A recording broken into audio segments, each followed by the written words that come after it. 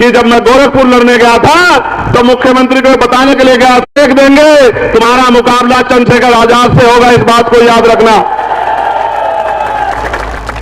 जब कांटा निकलता है, चाहे छोटा हो या बड़ा, घाव जरूर करता है। घाव तो है, घाव तो है। आरएसएस भारतीय जनता पार्टी ताकत दी, सबसे पहले हिम्मत दी और यहां से हमारी पुरानी नेता को एमपी बना के लोकसभा में भेजा, मगर जिन लोगों ने लोकसभा में भेजा उनके हिस्से में कुछ भी नहीं आया। आज भी ओमपाल जी जिक्र कर रहे थे कि भाई नगीना के लोग, बिजनौर के लोग ये कहते हैं कि हम तो सबको ताकत देते हैं, लेकिन कोई हमारे बारे में नहीं सोचता, कोई हमारे बारे में नहीं सोचता। मैं आपको विश्वास दिला के कहता हूं कि जिस तरह से मां की सेवा की जाती है, इस तरह से मैं नगीना, लोकसभा और बिजनौर जिले के लोगों की सेवा करने का काम करूंगा। मेरी बात को आप याद रखना।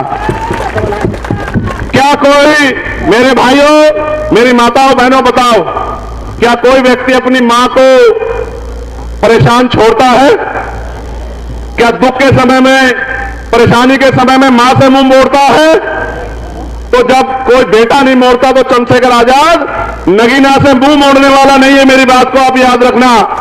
मिट्टी का कर्ज इस तरह चुकाऊंगा जिस तरह मां के दूध का कर्ज चुकाया जाता है। मेरी बात को आप लोग याद रखना। कभी आपको अकेला छोड़ के नहीं जाऊंगा। मुझे बहुत सारी बातें आपसे कहनी है। इस देश में हम लोग जो आंदोलन चला रहे हैं, सत्ता उसमें सेकेंडरी है, पहली है व्यवस्था परिवर्तन। व्यवस्था परिवर्तन कैसा? इस देश में जाति के आधार पर गैर बराबरी है, ऊंच नीच है, जाति के आधार पर शोषण होता है। मान्यवर काशीराम साहब लंबे समय तक प्रयास करते रहे कि जाति के आधार पर होने वाला शोषण कैसे बंद होगा। उसका तरीका एक था कि कोई भी परिवर्तन बिना राजनीतिक शक्ति के नहीं होता। जब तक हम राजनीति में कामयाब नहीं होंगे तब तक हमारे हाथों में शक्ति नहीं होगी। जब तक शक्ति नहीं होगी तब तक परिवर्तन नहीं होगा। इसलिए उन्होंने कहा अपने लोगों से कि चाहे रिक्शा चलाने वाला हो, चाहे कुर्सी पर बैठने वाला हो, हर आदमी तय करे कि हमें इस देश में शासक जमात बनना है, हमें इस देश में राजकाज लाना है, हमें इस देश में गरीबी, बेबसी, गुलामी की बेड़ियां काटनी है। और वो उसमें सफल भी हुए। लेकिन जहां तक वो छोड़ के गए, मैं आपसे पूछना चाहता हूं, क्या आप उससे उस कारवा को आगे बढ़ाना चाहते हो, नहीं बढ़ाना चाहते हो? बताओ, जोर से बताओ, बढ़ाना चाहते हो, नहीं बढ़ाना चाहते हो? क्या जो काशीराम साहब के नेतृत्व में आंदोलन के जरिए जो मिल गया, क्या वो काफी है या अभी भी परेशानियां आपकी जिंदगियों में है? बताओ, है या नहीं है? बताओ। अगर परेशानियां है तो उनका हल करना पड़ेगा, नहीं करना पड़ेगा? कितने लोग चाहते हैं हल हो? बताओ। तो फिर मेरी इस बात पे गौर करो। एक कहानी सुना रहा हूं, समझ आएगी। एक बार मान्यवर काशीराम साहब अपने साथियों के साथ एक रास्ते से गुजर रहे थे। जब वो इस रास्ते से गुजरे, उन्होंने रास्ते में देखा कि छोटे छोटे एक पालतू जानवर के बच्चे उस गड्ढे में पड़े हुए। वो जोर जोर से रो रहे थे। उनमें एक पिल्ला था, एक छोटा बच्चा जानवर का, पशु का, जो बहुत तेजी तेजी से रो रहा था और उस गड्ढे से निकलने का प्रयास कर रहा था। मान्यवर काशीराम साहब कुछ समय रुके और फिर उस छोटे से पशु के बच्चे को गड्ढे से बाहर निकाल दिया। उस गड्ढे में 4-5 बच्चे और थे। काशीराम साहब ने उनको नहीं निकाला और आगे चले गए। जब शाम के समय ठहरे तो उनके साथ चलने वाले लोगों ने कहा कि साहब, हमने आपसे एक बात पूछनी है। उन्होंने कहा, पूछो। कि आज हमने देखा कि आप रास्ते से आ रहे थे, बराबर में गड्ढे में कुछ बच्चे पड़े हुए थे, छोटे छोटे बच्चे।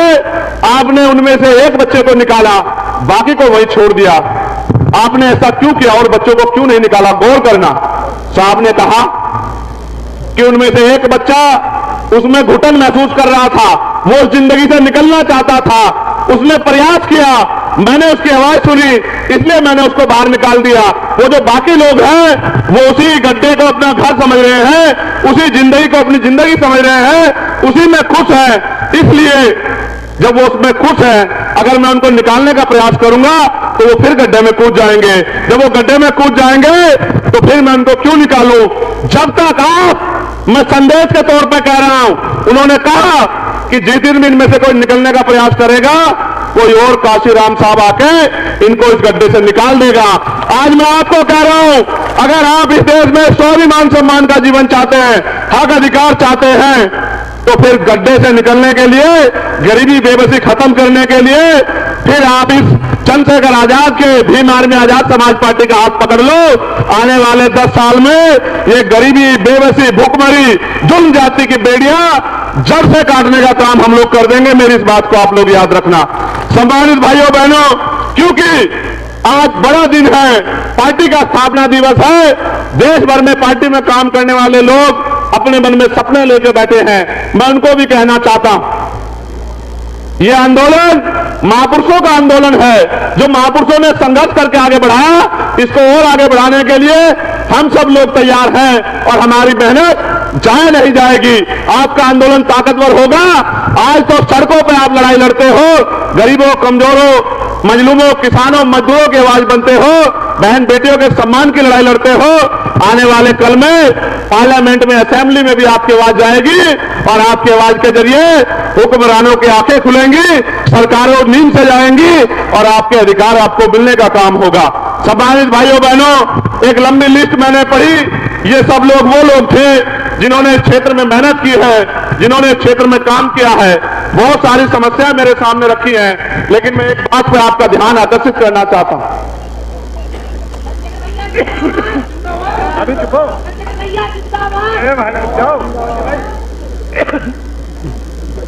इस देश में दलितों, पिछड़ों, आदिवासियों, मुसलमानों, सिखों, जैन, बुद्धिस्टों के साथ जो हिंसा होती है, वो हिंसा कोई जरूरी हिंसा नहीं है, उसके पीछे एक साजिश है। इस बात को आपको समझना पड़ेगा। वो हिंसा इसलिए होती है कि अगर हिंसा में आप लोग नहीं उलझोगे, अगर आपका समय उसमें खराब नहीं होगा, तो आप अपने हक अधिकारों के बारे में सोचोगे, अपनी तरक्की के बारे में सोचोगे, स्कूल कॉलेजों के बारे में सोचोगे, रोजगारों के बारे में सोचोगे। और जब आप हिंसा में उलझे रहोगे तो फिर आपका ज्यादा समय उसमें लग जाएगा। जानबूझ के दंगे भी कराए जाते हैं, जानबूझ के ऐसे कानून भी बनाए जाते हैं, जानबूझ के हमारी मूर्तियों को भी तोड़ा जाता है, जानबूझ के बहन बेटियों का अपमान भी किया जाता है, जानबूझ के हमारे लोगों की हत्या भी की जाती है, क्योंकि हम इसमें उलझे रहे। जिस दिन हम लोग इससे उलझना बंद करके, क्योंकि अगर आपकी जिंदगी में जुल्म जाति खत्म हो जाएगी तो आपकी जिंदगी में सुख शांति आएगी। जब सुख शांति आएगी तो आपको अपने अधिकारों की जानकारी होगी। जब आपको अपने अधिकारों की जानकारी होगी, फिर आप अपने अधिकारों को लेने के लिए संघर्ष करोगे। इसलिए मैं समझता हूं इस षड्यंत्र को हमें समझना है और मानव मानव एक समाज का एक समान के नारे को हमें आगे बढ़ाना, मानवता की बात करनी है। और जिनके पास आजादी के बाद आज तक भी हक अधिकार नहीं है, जिनके पास पक्के मकान नहीं है, जिनके पास सुख सुविधाएं नहीं है, जिनके पास पहनने के लिए अच्छे कपड़े नहीं है, जिनके पास रोजगार नहीं है, जिनके पास नौकरी नहीं है, जिनके पास जमीन नहीं है, जिनके पास उद्योग नहीं है, जिनके पास पीने के लिए साफ पानी भी नहीं है, उनकी आवाज बनने का काम भी हमें इस आंदोलन के माध्यम से करना है। हम जो यहां करना चाहते हैं, एक बार आप उस पर गौर कर लो। यहां खो की समस्या है, यहां बाढ़ की समस्या है, यहां हॉस्पिटल की समस्या है। मेरे एक साथी थे सलीम सिद्दीकी, जब उनकी जान चली गई हार्ट अटैक से, तो उनके परिवार के लोगों ने मुझसे कहा कि चंद्रशेखर भाई, अगर यहां अच्छा हॉस्पिटल होता तो सलीम भाई जिंदा होते। उसी दिन मैंने तय कर लिया था कि इस क्षेत्र में एम्स जैसा हॉस्पिटल बनना चाहिए, जो गरीबों को भी आसानी से अच्छा इलाज मिल सके। इस क्षेत्र में बेरोजगारी की समस्या है, नौकरी रोजगार करने के लिए दूसरे प्रदेश में जाना पड़ता है। मैं आपको विश्वास दिला कहता हूं कि हम लोग पहले दिन से इस बात पर लगेंगे कि यहां इंडस्ट्रियल एरिया लग के यहाँ के नौजवानों को रोजगार मिलने का काम हो, उनकी जेब में पैसा आए, उनके माँ बाप की जिंदगी बदले, उनके घरों की जिंदगी बदले। जो पढ़े लिखे नौजवान हैं उनको बेरोजगारी भत्ता दिलाने का काम हम लोग करेंगे।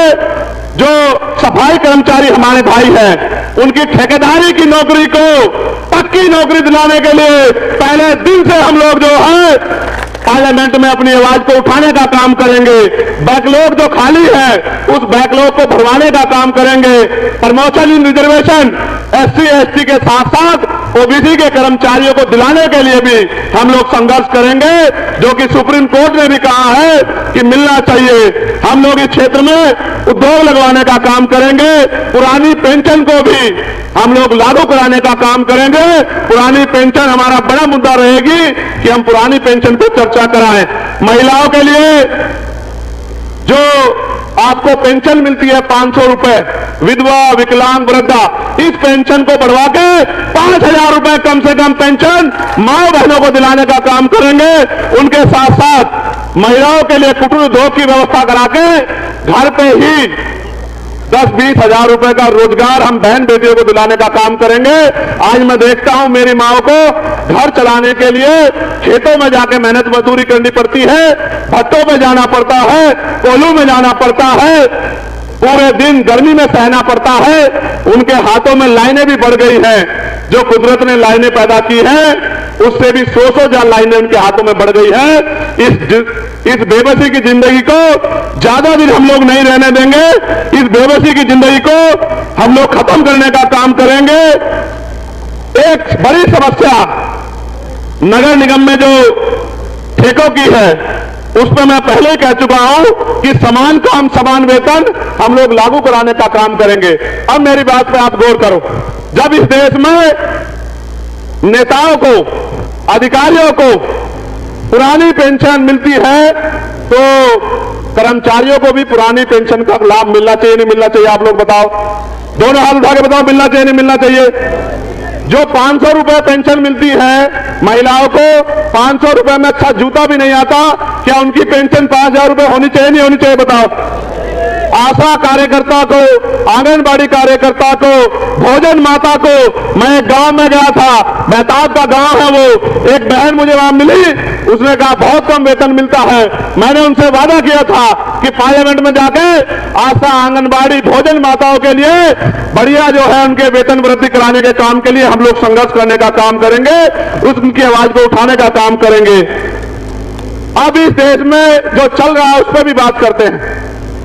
अभी इस देश में आपने देखा पैसे के आधार पर सत्ता और सत्ता के जरिए पैसा का कितना बड़ा खेल सुप्रीम कोर्ट ने उजागर किया कि इलेक्टोरल बॉन्ड के जरिए हजारों करोड़ रुपए का जनता चंदा भारतीय जनता पार्टी ने ईडी लगवा के, सीबीआई लगवा के तमाम कंपनियों से लेने का काम किया और उसी पैसे को चुनाव में खर्च करके सत्ता में आने का काम किया।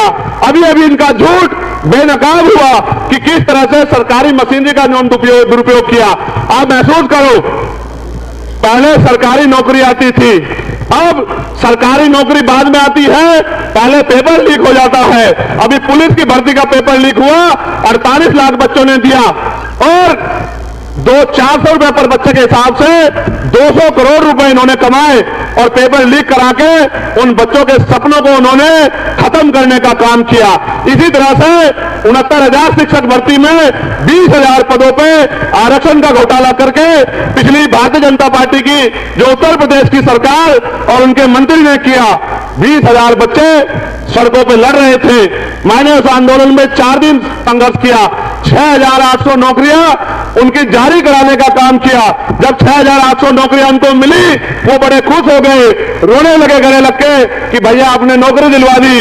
और जब उनके चेहरों पे खुशी आई तो सरकार को बर्दाश्त नहीं हुआ, कोर्ट से स्टे करवा के उनकी नौकरी छीनने का काम किया। मैं उन सबको भी कह रहा हूं, आपकी नौकरी आपको दिलाने का काम हम लोग करेंगे, आप चिंता मत करो। मैं आपसे ये बात इसलिए कह रहा हूं कि सत्ता में बहुत ताकत है।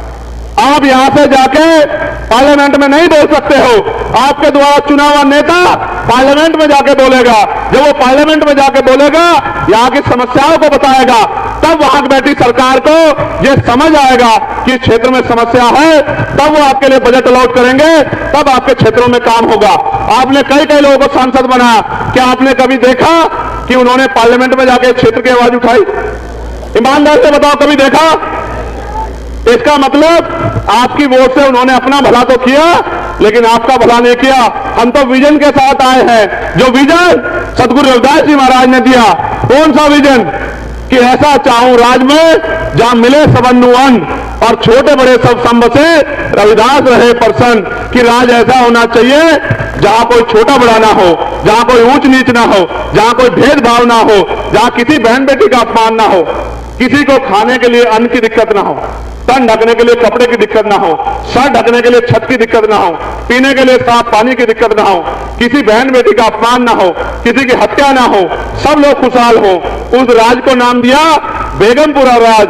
बेगम का मतलब होता है बिना गम का राज, बिना गम का राज आए, इसलिए हम लोग संघर्ष कर रहे हैं कि हर एक व्यक्ति खुशहाल हो। उसी राज को बाबा साहब अंबेडकर संविधान में लिख के गए हैं कि देश में कोई भी छोटा बड़ा नहीं होगा, किसी के साथ ऊंच नीच भेदभाव नहीं होगा।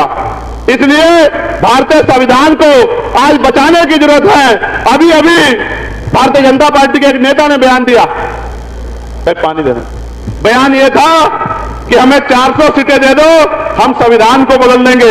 मैं इस धरती से कहना चाहता हूं नगीना की प्रधानमंत्री जी को की तरफ इशारा करते हुए, उनको समझाते हुए, पूरी आरएसएस, पूरी भारतीय जनता पार्टी जितने जोर है लगा लो, जितने जोर है, जितने जोर है लगा लो। संविधान बदलना तो बहुत दूर की बात है। संविधान की तरफ अगर आंख उठा के भी देखी तो इतिहास नहीं भूगोल भी बदल के रख देंगे। मेरी बात को आप याद रखना। यह संविधान आरएसएस के लोगों ने कभी पसंद नहीं किया, कभी पसंद नहीं किया। शुरू के दिन से इस संविधान को गलत साबित करने का काम आरएसएस के लोगों ने किया। आज वही लोग बाबा साहब की फोटो लगा के हमारी वोट को अपने पाले में लाने के लिए हमारी बस्तियों में घूम रहे हैं। उनको सावधान रहना है।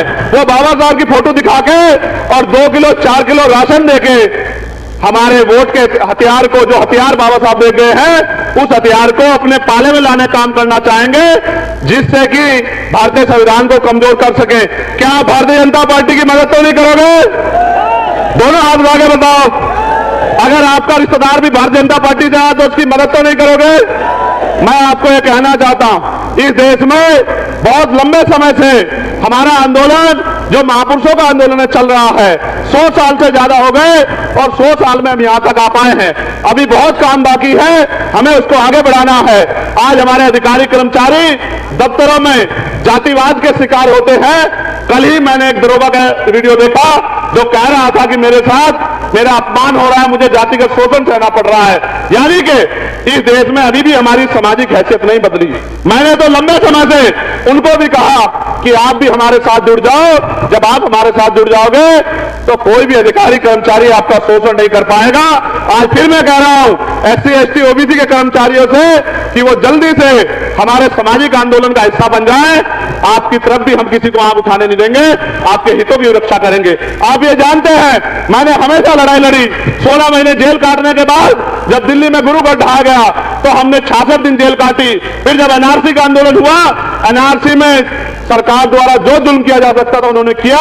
फिर हमने जेल काटी और पूरे देश में घूम घूम के शाहीन बाग बना के लोगों को लड़ने के लिए तैयार किया।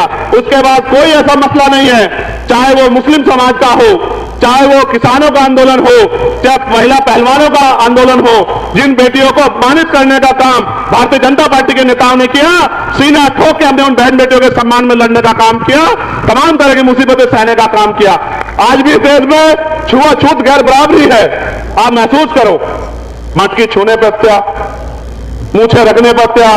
अभी आगरा में घोड़ी पे बैठने के, आगरा राजधानी है हमारी, हमारे प्रदेश के अध्यक्ष वहीं से आते हैं। उसी आगरा में घोड़ी पे बैठने को लेके शेड्यूल कास्ट के लोगों को अपमानित किया गया। उसके साथ साथ अभी मध्य प्रदेश में शिव मंदिर जाने के लिए वाल्मीकि समाज के लोगों को अपमानित करने का काम इन्हीं भारतीय जनता पार्टी के नेताओं ने किया। ये होते कौन है इस देश में? इस देश को बेचने वाले, कोड़ी कोड़ी करके सारे सरकारी उपकरणों को अडानी अंबानी को बेचने वाले, अडानी अंबानी के गुलाम होते कौन है? देश को बर्बाद करने वाले। हम अपने देश की रक्षा करना जानते हैं, हम अपने देश को कमजोर नहीं पड़ने देंगे। आज हमारे बहुत सारे साथी देश भर में मोर्चा लेके खड़े हैं। हम ईवीएम के खिलाफ भी लड़ रहे हैं, इलेक्ट्रल बॉन्ड को भी बेनकाब कर रहे हैं। पूरे देश में हमारा संगठन है, हमारी यूनिट है। भाई जावेद भाई, हिजाब भाई, सलीम भाई, सीओ कल्याण सिंह जी, तमाम हमारे साथी, हिमांशु जी, महक सिंह जी, तमाम हमारे साथी अन्य अन्य प्रदेशों में आंदोलन को मजबूत कर रहे हैं। एक झटके की जरूरत है कि आंदोलन का पटल ऊंचा हो जाए। ये पटल ऊंचा करने की जिम्मेदारी नगीना लोकसभा के लोगों के ऊपर है। अगर नगीना लोकसभा के लोगों ने तय कर लिया तो आंदोलन को आगे बढ़ने से कोई नहीं रोक सकता है। और आंदोलन को कामयाब करने की जिम्मेदारी जब नगीना के लोगों पर है तो नगीना के लोगों को कमर कस लेनी चाहिए। जब नगीना के लोग कमर कस लेंगे फिर कोई मतलब नहीं बैठता कि कोई भी साजिश, कोई भी षड्यंत्र आजाद समाज पार्टी को यहां कामयाब होने से रोक पाए। मैं आपको विश्वास लगा के कहता हूं कि जिस तरह का बल मैंने दलित समाज के लोगों में देखा, जिस तरह का बल और प्यार मैंने पिछड़े वर्ग के लोगों में देखा इस लोकसभा में, जिस तरह का बल और प्यार मैंने मुस्लिम समाज के लोगों में देखा, जिस तरह का बल और प्यार मैंने किसान समाज के लोगों में देखा, आप विश्वास करो, चाहे मीडिया कुछ भी दिखा दे, हर कोई जानता है कि बिना किसी की मदद के चंद्रशेखर आजाद समाज पार्टी नगीना लोकसभा को 1 लाख वोटों से भी ज्यादा वोटों से जीत रही है। इस बात की खबर सबको है। यहां की इंटेलिजेंस की रिपोर्ट देखो, यहां की दूसरी पार्टी की रिपोर्ट देखो, सबकी रिपोर्ट ये कह रही है कि चंद्रशेखर आजाद अकेला नहीं लड़ रहा है, उसका पूरा दलित, पिछड़ा, मुसलमान, किसान समाज, उसकी बहनें माएं, उसके नौजवान भाई, उसके बुजुर्ग पगड़ी की बात समझ के इस चुनाव को लड़ रहे हैं। उनको कोई भी षड्यंत्र नहीं रोक पाएगा। लेकिन जैसा मैं जानता हूं कि लंबे समय तक इन्होंने षड्यंत्र के दम पे हमारे ऊपर राज किया है। हो सकता है कि ये कोई जाति का झगड़ा करा दे, हो सकता है ये भाइयों भाइयों में फूट पैदा करके राजकाज में आने की कोशिश करें, हो सकता है ये पैसे के आधार पे, क्यों जब इतना मोटा मोटा चड्डा कंपनियों से लेके ये सत्ता में बैठे हैं तो हो सकता है पैसे के आधार पे आपकी वोटों को खरीदने का काम करें। क्या आप अपनी वोट को बेचने का काम तो नहीं करोगे? दोनों हाथ उठा के बताओ, बेचने का काम तो नहीं करोगे? क्या आप यहां पैसे देके लाए गए लोग हैं, अपने दिल से आए? हाथ उठा के बताओ। क्या आप चाहते हैं कि चंद्रशेखर आजाद को यहां इज्जत और ताकत मिले? बताइए। तो आप क्या मेहनत करने के लिए तैयार हैं? क्या आप आजाद समाज पार्टी को पहली कामयाबी नगीना में दिलाने के लिए तैयार हैं?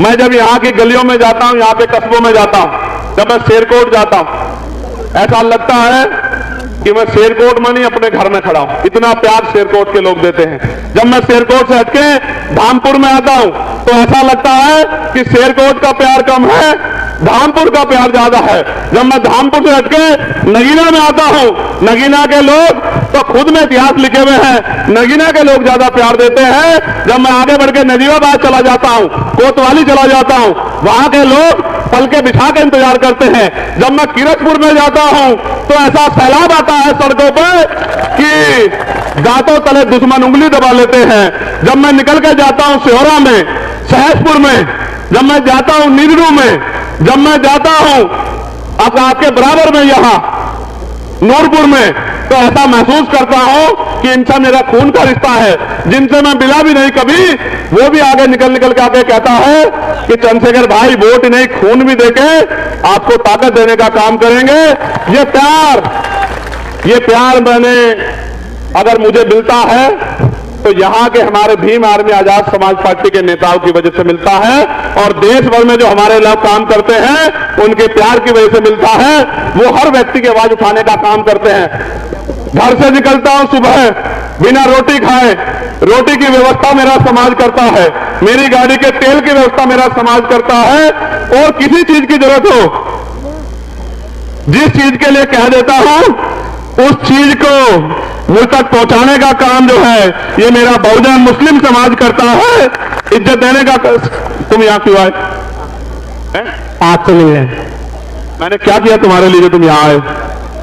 बस आपसे कभी मुलाकात तो नहीं हुई, पर पता नहीं क्यों अंदर दिल से बहुत मोहब्बत हो गई। मैं कल भी आया था यहाँ, तो मैं आपके लिए एक शेयर कहना चाहता हूँ कि मोहब्बत का घना बादल बना देता तो अच्छा था, मोहब्बत का घना बादल बना देता तो अच्छा था, और मुझे चंद्रशेखर आजाद साहब की आंख का काजल बना देता तो अच्छा था, और अब मुझे आपके प्यार की ख्वाहिश जीने नहीं देती, या खुदा तो मुझे पागल बना देता तो अच्छा था।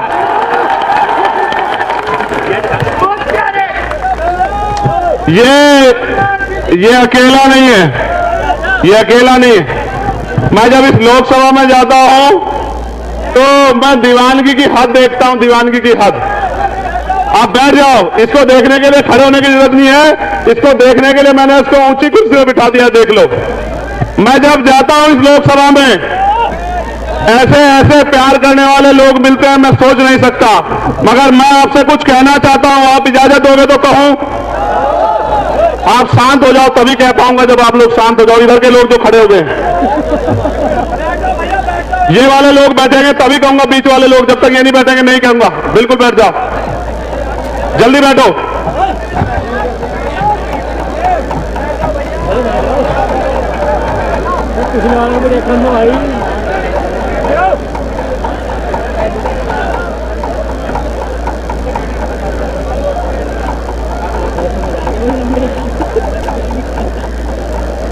मैं आपसे कहना चाहता हूं, मैं जब गांव में जाता हूं,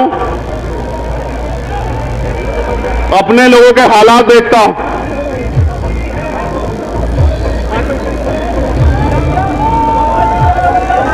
बैठ जाओ, हो जाएगा बंद।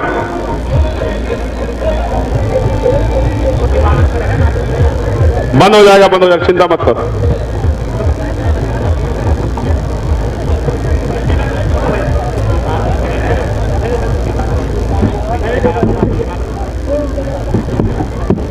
ये डीजे वाले डीजे बंद कर दें भाई, स्पीच दे रहे हैं।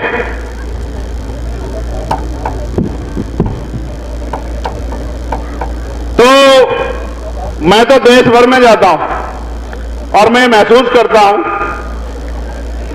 कि जिनको बाबा साहब अंबेडकर वोट की ताकत दे गए थे अपने 4 बच्चों की कुर्बानी से,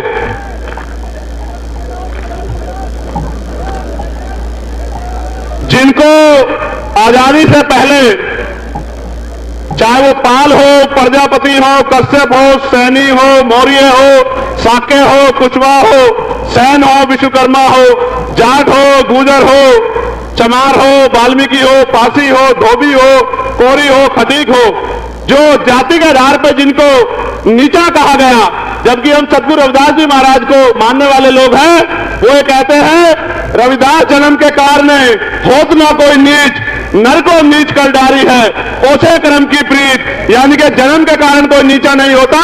ये जो व्यवस्था बनाई गई है ऊंच नीच पे आधारित व्यवस्था, जो जन्म के आधार पर नीचा करती है, जो जन्म के आधार पर ऊंचा करती है, हमें इस व्यवस्था को खत्म करना है। ये व्यवस्था अगर हम खत्म करना चाहते हैं तो ताली बजाने से खत्म नहीं हो सकती, गाना गाने से खत्म नहीं हो सकती, नारा लगाने से खत्म नहीं हो सकती। ये अगर व्यवस्था खत्म करनी है तो फिर हमें वोट की ताकत से अपनी ताकत बनानी पड़ेगी। इस बात को समझाने के लिए आज मैं आपके बीच में आया हूं। मैं आपसे कह रहा था कि जिनको आजादी से पहले कुर्सी में बैठने का अधिकार नहीं था, भारतीय संविधान ने उनको कुर्सी में बैठने का अधिकार दिया, उनको गांव में प्रधान से लेके प्रधानमंत्री, राष्ट्रपति बनने का अधिकार दिया। जिन महिलाओं को पैरों की जूती समझा जाता था, उन महिलाओं को अगर पंडित जवाहरलाल नेहरू की बेटी भी देश में प्राइम मिनिस्टर बनी तो बाबा साहब अंबेडकर के संविधान की वजह से बनी। ये ताकत जो है संविधान ने पैदा की है।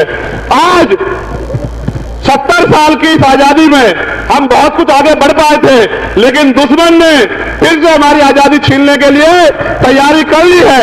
हमें भी तैयारी कर लेनी चाहिए कि हम अपनी आजादी को बचा के रखें। उस आजादी को बचाने के लिए, क्योंकि क्रांति खून मांगती है, कोई भी क्रांति बिना खून के नहीं होती, और खून देने के लिए लड़ना नहीं पड़ता। लोकतंत्र में, राजतंत्र में तो राजा महाराजा राज करते थे, तलवार के दम पर राज होता था। लोकतंत्र में तो वोट के दम पर राज होता है। क्या आप चाहते हो कि आपका भी राज आए? दोनों हाथ उठा के बताओ अगर आप चाहते हो राज आना चाहिए। तो क्या आप राज लाने के लिए संघर्ष करने के लिए तैयार हो? आप चाहते हो जाति के आधार पर ऊंच नीच बंद हो? आप चाहते हैं देश में जिस तरह से मुस्लिम समाज के लोग, जैन समाज के लोग, सिख समाज के लोग, बौद्ध धर्म के लोग धार्मिक अत्याचार का उनके साथ हो रहा है, उनके साथ अन्याय हो रहा है, आप चाहते हैं उनको न्याय मिले? क्या आप उनकी आवाज बनने का काम करोगे? क्या आप बहुजन समाज में भाईचारा पैदा करके अपनी ताकत बनाने का काम करोगे? क्या आप घर से निकल के संघर्ष करने का काम करोगे? क्या आप महापुरुषों के अधूरे सपने को पूरा करने का काम करोगे? अगर आप इसके लिए तैयार हो तो आज मैं आपसे बस एक ही बात कहना चाहता हूं कि इस तरह से मुट्ठी तानो। अगर हम एकजुट रहेंगे तो हमें कोई भी रोक नहीं सकता, लेकिन अगर हमने अपनी एक भी वोट को बांट दिया तो फिर दुश्मन कामयाब हो जाएगा। इसलिए मैं आपसे कहना चाहता हूं कि इस तरह मुट्ठीबंद रहना। मैं नौजवानों से कह रहा हूं, अपना गांव तैयार करके बराबर के गांव में जाना और उस गांव को तैयार करना। मैं बुजुर्गों से कह रहा हूं, अपने गांव को तैयार करके बराबर के गांव में जाना। मैं बहनों माताओं से कह रहा हूं, अपने के घर के समझाने का काम करना और पूरी नगीना लोकसभा को मेरे साथ मिलकर तैयार कराने का काम करना, जिससे कि मान्यवर काशीराम साहब का सामाजिक परिवर्तन, आर्थिक मुक्ति का आंदोलन कामयाब हो और इस देश में बहुजन समाज के लोग हुक्मरान बने। जितनी उनकी संख्या है उतनी उनकी हिस्सेदारी मिले, जितने उनके साधन हैं उतने उनके साधन उन तक पहुंचे और पढ़ लिख के जो नौकरी व्यवस्था, राज व्यवस्था, जो आर्थिक ताकत उनको मिलनी है वो ताकत मिलने का काम भी हो। आप यहां आए, इतने लंबे समय तक गर्मी को सहन किया, लंबे समय तक यहां आप डटे रहे, आपने इतना प्यार सहयोग दिया। कल से फिर से मैं आपके बीच में गांव-गांव जाके समाज को तैयार करने का काम करूंगा। क्या आप लोग तैयार हो चुके हो या आपके गांव में आने की जरूरत पड़ेगी? आप अपने गांव को संभाल लोगे ना? मैं दूसरे गांव में जाके काम कर लूं ना? मैं इन कस्बों शहरों में काम कर लूं ना? अगर आपसे कोई पूछने आए तो क्या कहोगे? क्या कहोगे? जोर से बताओ। क्या कहोगे? जोर से बताओ। आपका चुनाव निशान क्या है? क्या है आपका चुनाव निशान? आपको कोई रोक तो नहीं पाएगा। बहुत अच्छे। मैं अपनी मां बहनों का पुनः धन्यवाद करता हूं, पुलिस के साथियों का, मीडिया के साथियों का धन्यवाद करता हूं और ललित कुमार जी, तेजपाल जी, पिंटू जी, मसीउल्लाह जी, जगबीर सिंह जी, रविराज जी, आबिद भाई, राहुल कुमार, पुष्पेंद्र कुमार, दिनेश कुमार, हरिचंद भगत जी, पुखराज भाई, फैलसुख भाई जमा, ज्ञान भाई, हरिराम बोध जी, पिंटू भाई, विकास कुमार सूर्यवंशी, नवीन भारती, शिवम कुमार, शैलजा बहन जी, अनुज कुमार, धर्मेंद्र कुमार जी, उखल चौधरी, आरिफ भाई, विपिन कुमार, बलराज सिंह, भीम सिंह, तेजपाल जी, हंसराज जी, संजीव कुमार जी, अवधेश कुमार जी, कपिल जसराम, इन सबका मैं धन्यवाद करता हूं। और आज भाई सलीम जी जो नजीबाबाद से हैं वो पार्टी ज्वाइन कर रहे हैं, मैं उनका भी बहुत बहुत धन्यवाद। भाई जावेद इदरीसी जी जो कोतवाली देहात से हैं वो पार्टी ज्वाइन कर रहे हैं, उनका भी धन्यवाद करता हूं। भाई आदिल सैफ साहब वो भी पार्टी ज्वाइन कर रहे हैं, उनका भी धन्यवाद करता हूं। इरशाद भाई जो हिंदूपुर से हैं उनका भी धन्यवाद करता हूं। और अरविंद सेलवान वाल्मीकि जी जो पत्रकार हैं, बीजेपी छोड़ के एसपी ज्वाइन कर रहे हैं, उनका भी धन्यवाद करता हूं। अनुराग वाल्मीकि जी, आशु चंडालिया वाल्मीकि जी, इनको भी मैं धन्यवाद करता हूं। और यहां जो मेहनत कर रहे हैं भाई कौशल भाई और तमाम वो साथी जो यहां पर, मैं धन्यवाद करता हूं।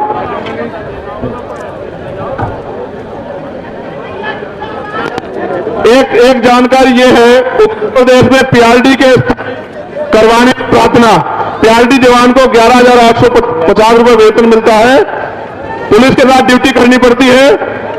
मैं आपको विश्वास दिलाता हूं पीआरडी के जवानों को कि आपकी आवाज पहले दिन से हम लोग उठाने का काम करेंगे, आपको स्थायी कराने का काम करेंगे। आप मेरी बात को याद रखें। हमारा चुनाव निशान क्या है? जोर से बताओ, और जोर से बताओ, और जोर से बताओ। पूरे नगीना को पता लगना चाहिए। बताओ क्या चुनाव?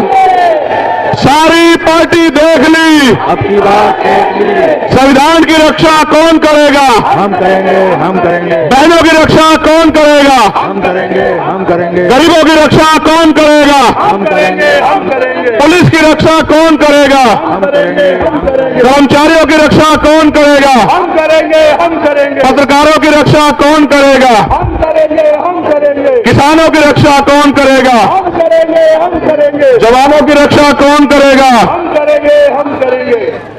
भारतीय संविधान जिंदाबाद। जिंदाबाद, जिंदाबाद। जो बहुजन की बात करेगा, कोई देश पे राज करेगा, जो सरकार निकम्मी है, वो सरकार बदलनी है, रोजी रोटी दे न सके जो, वो सरकार निकम्मी है, जो सरकार निकम्मी है। वो सरकार बदलनी है। मैं धन्यवाद करूंगा काजी